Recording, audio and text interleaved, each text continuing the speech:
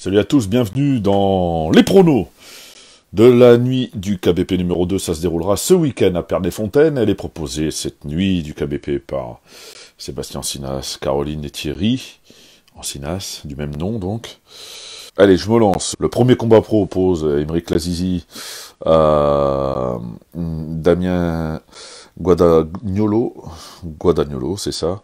Alors mon pronostic sur ce combat, c'est Aymeric Lazizi, physique atypique, il est en pleine ascension, il frappe super fort. Tous ses adversaires sont unanimes là-dessus, il frappe très fort. Il a un gros mental.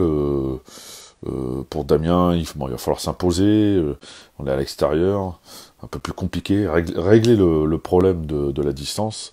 Et ça sera pas simple. C'est pour ça que je mets Aymeric Lazizi vainqueur avec, allez, en pourcentage, je dirais 60%.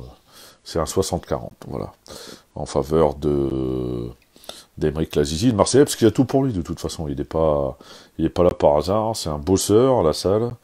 Je sais qu'il est assidu, qu'il lâche rien, donc Damien, j'imagine, également, mais bon, il est sur une grosse dynamique et je pense que c'est un peu compliqué d'aller chercher, il est très grand et tout, donc il pique bien avec ses genoux, donc non, Aymeric Lazizi. Deuxième combat pro chez les moins de 69 kilos, Jonathan Maiezo face à Philippe Hussin. C'est un Tchèque, Jonathan Maiezo, pourquoi? Parce que lui aussi, hein, Team Esbiri, j'ai découvert la semaine dernière un jeune boxeur de la Team Esbiri, j'étais assez surpris. C'est pas du chauvinisme, hein. Maiezo, ça fait un petit moment que Mamadou Mer m'en parle. C'est vrai que moi j'en parle pas beaucoup, des plus jeunes, tout ça. Donc il s'est fait, voilà, il s'est fait un petit peu le mental, il s'est forgé un peu une petite expérience à l'étranger, beaucoup à l'étranger, notamment en Suisse. Et il est pétri de talent, donc Jonathan Maiezo, allez, je dirais pareil, 55-45, parce que je connais pas trop Philippe Hussin. Antonin Bobot face à Jreifi El Mehdi, Espagne, alors attention, parce que Espagne, recommandé par Francis Jiménez, ça donne une dimension au combat. Alors, je vais tout de suite donner mon pronostic. Antonin Bobot, pourquoi? Parce que je crois que en ce moment c'est très compliqué de le battre. Voilà.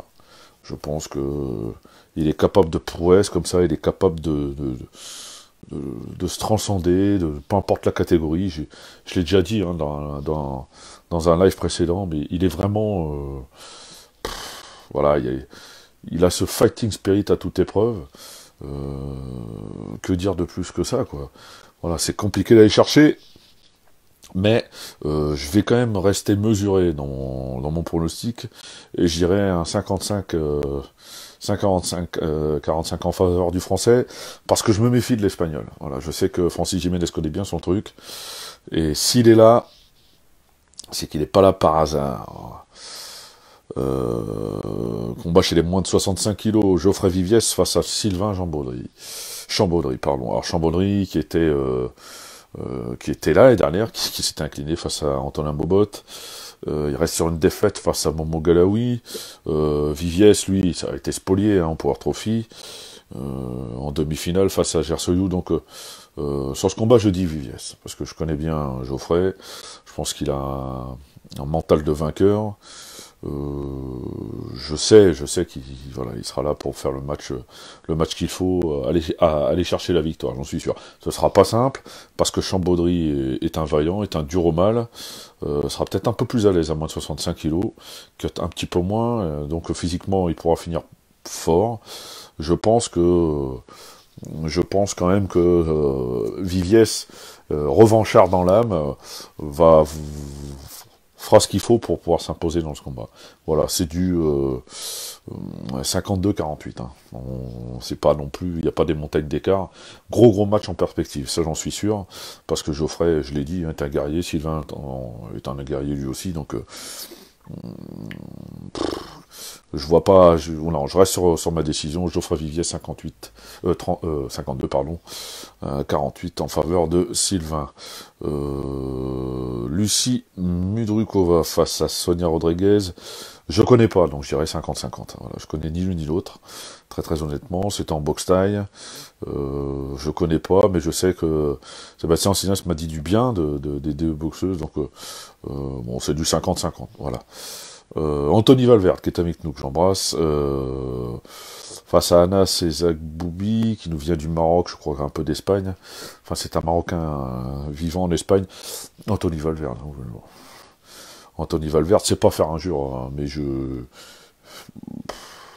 voilà, c'est un peu comme Bobot, c'est le genre de boxeur.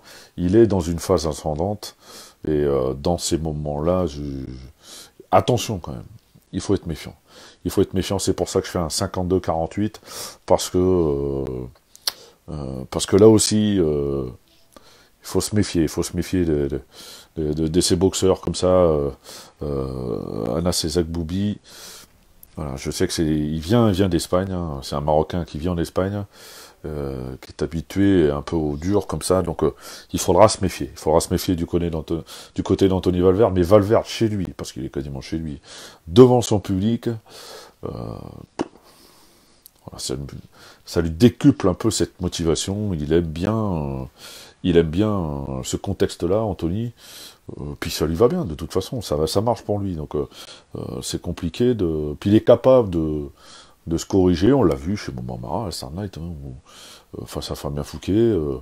Il est capable de gérer maintenant, voilà, des situations. Peut-être qu'il n'était pas capable de le faire il y a une saison. Voilà, il apprend bien, il progresse bien. Donc on va pas refaire des éloges sur Anthony Valverde, ce que j'en ai fait déjà, mais c'est une réalité. De toute façon, il y a une réalité de combat qui fait que je le place favori dans ce combat. Le main event, Fabien Fouquet, Kevin Bavlar. Alors là, je me suis tiré les cheveux, enfin, ce qui me reste.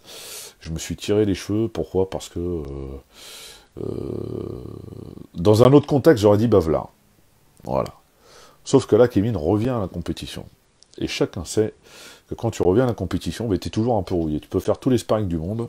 Le combat, c'est le combat. C'est pas la salle. Fabien est vaillant. 5-2-3, c'est pour moi une distance qui lui correspond assez bien. J'ai longtemps réfléchi. Je retourne ce combat dans ma tête depuis plusieurs jours. J'arrive pas à me décider, donc ce sera un 50-50. Ce sera un 50-50 parce que je pense que Fabien, avec l'expérience qu'il a, peut s'imposer. Voilà. Et surtout sur la durée, je pense qu'il y a une distance qui lui convient un peu mieux, 5 reprises de 3 minutes, il démarrera plus doucement et sûrement pour finir plus fort. Et Kevin a du cœur, beaucoup de cœur. Et je me doute bien qu'il va pas lâcher le morceau comme ça. Il a un peu repêché, hein, parce que Sébastien Sinas nous l'a dit, il n'était pas forcément prévu au programme, et puis finalement Sébastien change d'avis, parce qu'il y a le côté affectif qui marche. Donc je reste sur le 50-50.